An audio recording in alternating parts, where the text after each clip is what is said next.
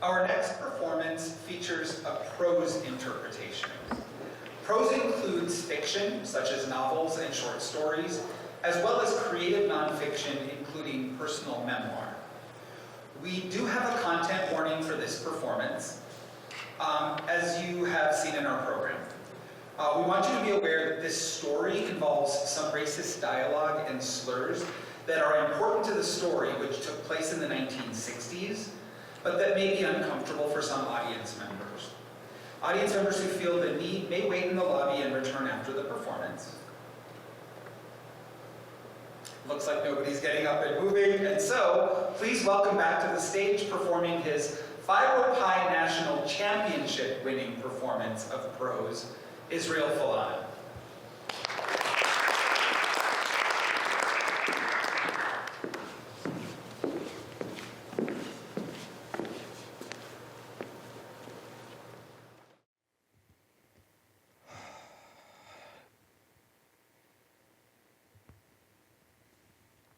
Rubin, my Christian name, comes from the book of Genesis, chapter 29, verse 32 of the Holy Scriptures.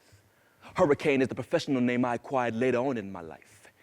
It provides an accurate description of the destructive forces that rage within my soul. Carter is the slave name that was given to my forefathers who worked on the cotton fields of Alabama and Georgia. I was born of devout Christian parents May 6th in New Jersey.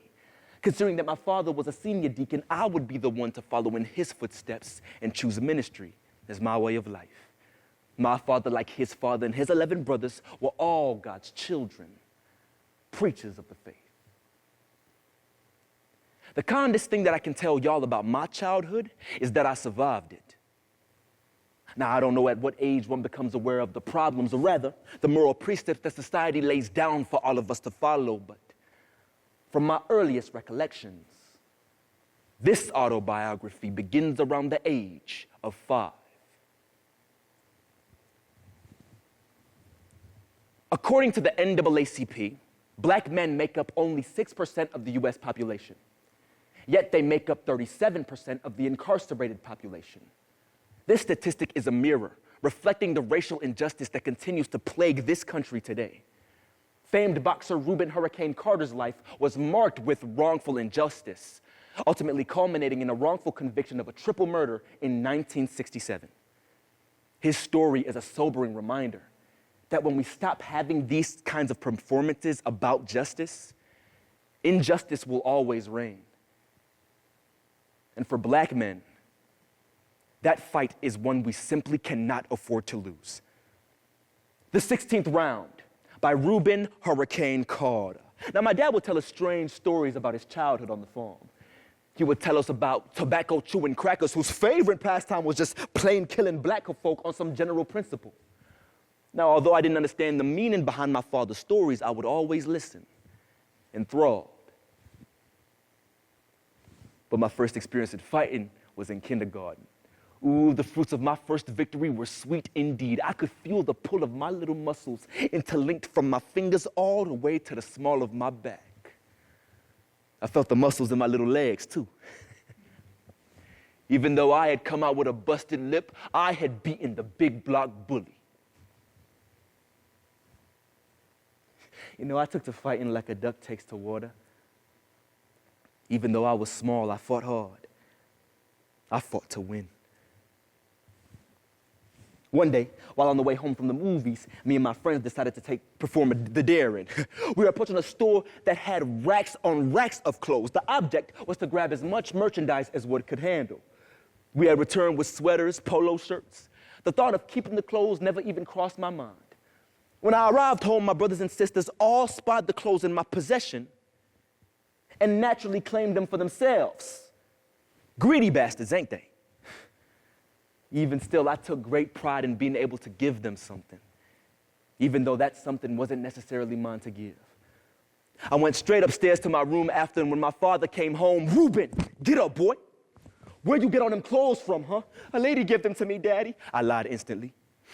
I knew from the tone in my father's voice that he knew that I was lying. "Daddy, boy, you've been lying to me all this time, and now I'm gonna tear your ass up, and then I'm gonna call the police. I won't have no lying thief for a son." Early the next morning, I heard someone coming up my stairs. "Are you Rubin?" At that point, I almost shitted on myself.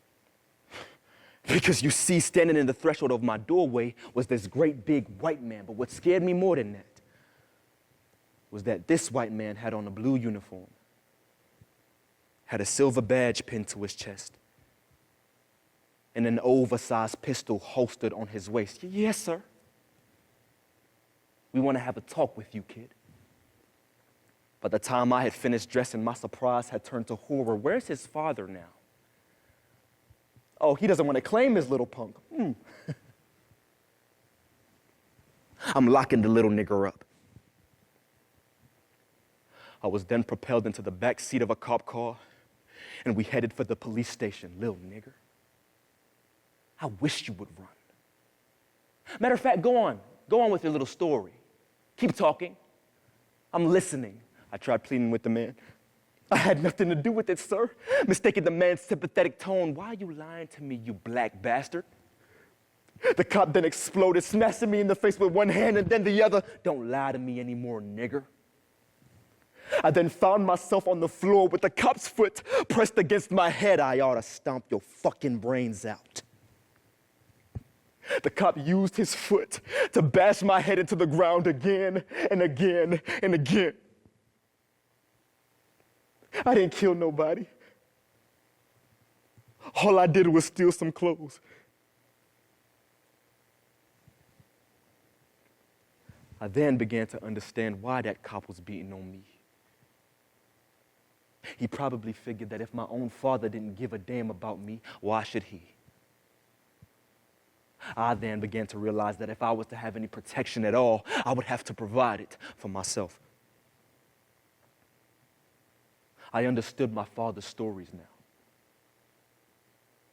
The ensuing years decisively changed my thinking. I began to commit myself to a lifestyle of hardcore determinism. I began to believe that every single human being born on this earth had a responsibility to follow their own destiny. So, one night when returning from a night out, me and my friends decided to take a shortcut through the neighborhood. There was this big old house. The regimental boxing team was training, and we stood there and we watched them. "I can beat all these niggas." Robert Mullick, he was an army soldier, a real ground pounder. "So you think you can fight, huh? Just sign your name here and we'll call you tomorrow. Maybe by then you won't think you're so tough." After that, I lived for boxing and boxing alone. It became the beginning, middle, and the end of everything in my life. Apart from boxing, nothing else held much meaning for me. October 27th, 1962, just a little bit more than a year, I had my first nationally televised fight in the Madison Square Garden. It was publicized. 3 TV fights later, I then battled Jose Gonzalez, then Joey Giardeo, who, mind you, I knocked his ass clean out. All the news reporters telling me, "So you're the champ." The cameras was rolling. Millions of people watching me. The hurricane had done it. The first part of 1966, I was in Chicago to fight Skeeter McClure. I was sick of traveling, tired of living out of suitcases. I wanted to spend more time with my wife and my daughter. But then the news broke. At 2:35 a.m., Officer Alexander Grenard approached the scene at the Lafayette bar where there was a shooting. Multiple victims were shot. From the very first moment the newspaper splashed the story, my face was across the country.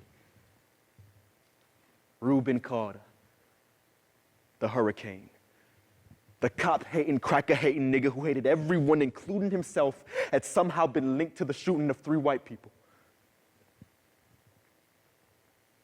I was then charged with the murder of 3 white people.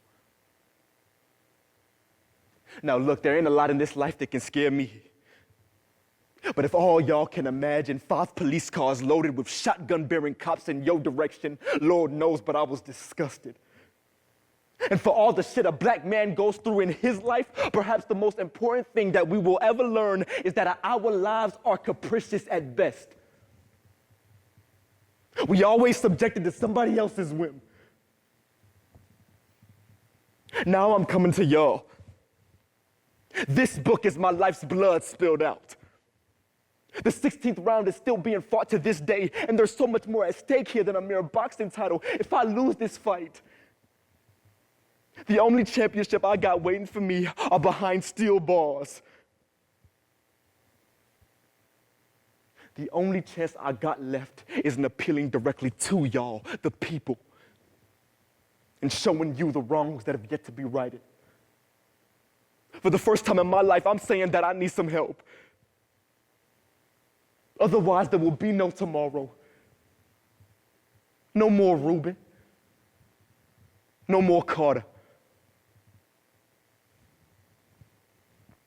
Only the hurricane. But after him,